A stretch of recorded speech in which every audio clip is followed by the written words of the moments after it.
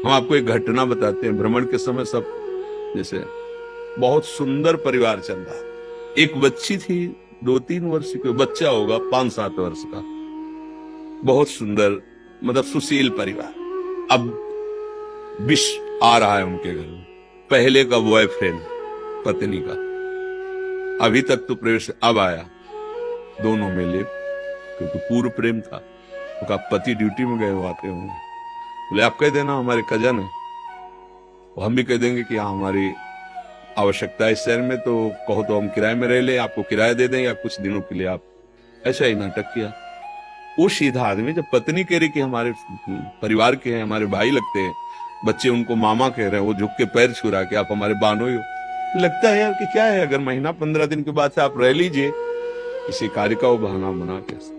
वो अर्थ ऐसा का मतलब था, एक नौकर रखता था भोजन बनाने के लिए, पत्नी को असुविधा ना, इसलिए भोजन सब पत्नी ने हल्का जहर, उससे कहा तुम किसी काम में उसको लगा दो, हल्का जहर भोजन में डाला, तो बच्चे बेहोश हो गए और वो बनाने वाला बूढ़ा बेहोश हो गया, और वो ड्यूटी जाता था। दोनों बच्चों को उठाया और थोड़ा ऊंचा एक पर्वत जैसा था, उससे जाके पटक दिया, दोनों बच्चे मर गए। इसके बाद लौट के आई, रिपोर्ट लिखाई कि मेरे बच्चे को ये जो मेरा काम करने वाला आदमी है ये गायब कर दिया। अब उसको जब चेतना दिलाई गई तो उसका कहा बच्चे कहाँ हैं, बहुत पिटाई। अब तो उसने कहा साहब मुझे ये पता नहीं कि बच्चे कहाँ गए, पर ये पता है कि आज मुझे भोजन बनाने की सेवा जो थी वो नहीं दी गई और भोजन पवाया गया।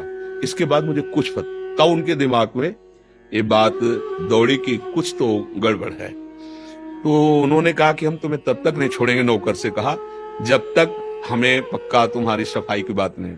तो उनका साहब हमें लगता है कि हमारे साहब को भी कुछ न कुछ खतरा हो जाएगा अगर आप सावधान नहीं रहेंगे। मुझे ऐसा लगता है कि मेरी मालकिन कुछ गड़बड़ कर रहे हैं, चाहे जितना मार डालो, हम आपको सच्ची बताते ना, मुझे बच्चों का पता है और मैं कैसे बेहोश हुआ ये मुझे पता नहीं, पर भोजन मुझे आज पवाया गया है।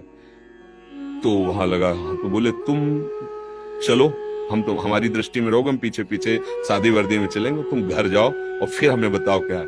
तो वहां जाके देखा कि कुर्सी में साहब बंधे थे जो पति थे।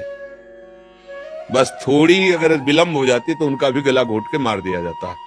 वो केवल इस बात से रो रहा था कि हमने तुम्हारे साथ क्या गलती की, तुम्हें बराबर प्यार दिया, सब सेवाएं दी, और आप हमारे साथ बचपन से गलत संस्कार है, अपनी ममता का गला घोट दिया एक वासना की पूर्ति के लिए। चाहे पति हो भाई, चाहे पत्नी हो, ये जो हम चिल्लाते रहते हैं कि ये गर्ल फ्रेंड हो, बॉय फ्रेंड हो, ये कौन सा रिलेशन, ये जो चले ना नए सभी पद्धतियां तुम्हारा सर्वनाश कर देंगी। तुम्हें लगता है कि हमारा मनोरंजन हो रहा है, नहीं, बहुत जीवन जो तुम्हें मिला है अमोघ। पुराने जनों के आचरणों को देखो, पवित्र कैसे माताएं बहनें पवित्र, कितनी निष्ठा, कितना भाव। आज हम लोग समझते नहीं, पत्नी चाहे जितना प्राण समर्पित कर दे, हमारा दिमाग खराब है बाहर के लिए, पति चाहे जितना दुनिया की सामग्री लाके सजा दे, नहीं, तो ये सुधार नहीं होगा, ये सुधार नहीं होने वाला, पक्का लिख लो। व्यभिचार दोष से युक्त जिसकी इंद्रियां हो गई, ये किसी तंत्र मंत्र से सुधरने वाली नहीं है। अगर आप चाहो तो सुधर सकते हो।